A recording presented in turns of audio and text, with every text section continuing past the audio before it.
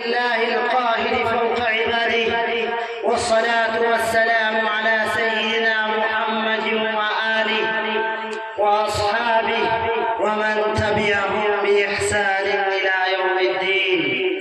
قال الله تبارك وتعالى في القرآن المجيد: أعوذ بالله من الشيطان الرجيم، بسم الله الرحمن الرحيم. الرحمن علم القرآن خلق الإنسان.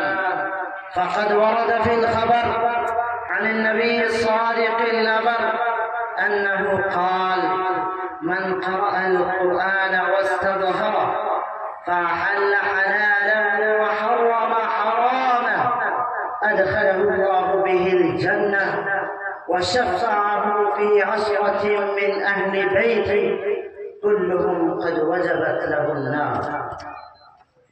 اٹھاؤ تیشہ ادراک اہل فکر ذرا، اٹھاؤ تیشہ ادراک اہل فکر ذرا، نئے دماغ تراشو نئی صدی کے لیے.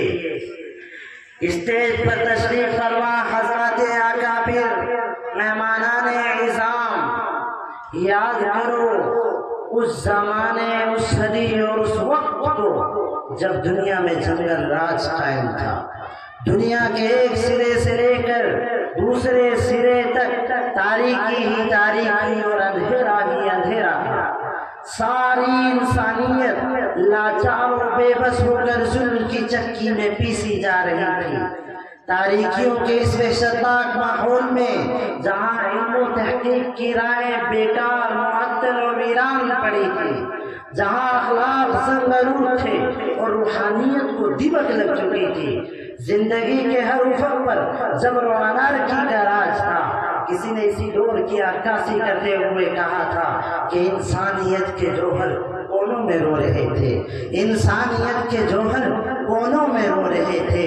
علم و ہنر کے پتلے قبروں میں سو رہے تھے. زمین کہہ رہی تھی کہ میں آسماں ہوں، آسماں کہہ رہا تھا کہ میں لامکان ہوں.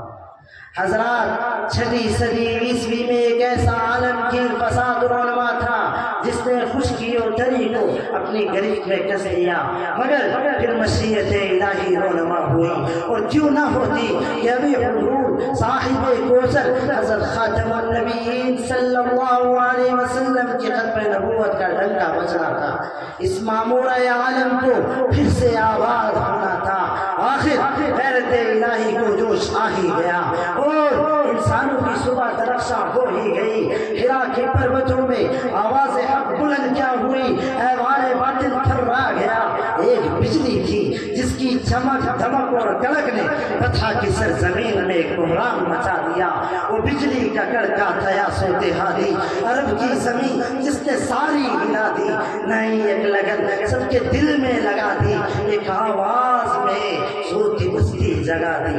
پھر کیا ہوا تاریخ کہتی ہے، پھر بس میں جہاں کا نظام بدلا، ایسا بدلا جہاں بس میں خورشید و ماہ و انجم اور شمس و قمر کی تابانیاں بھی مات کھا گئی.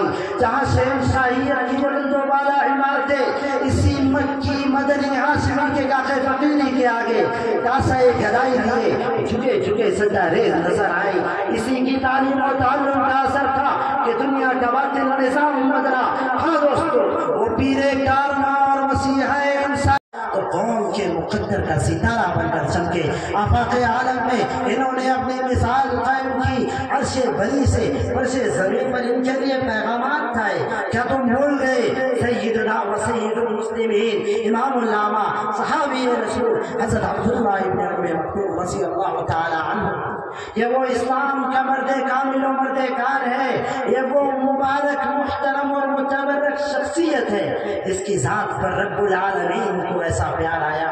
ان کے تقوی و طہارت اور نفس زکیہ مطمئنہ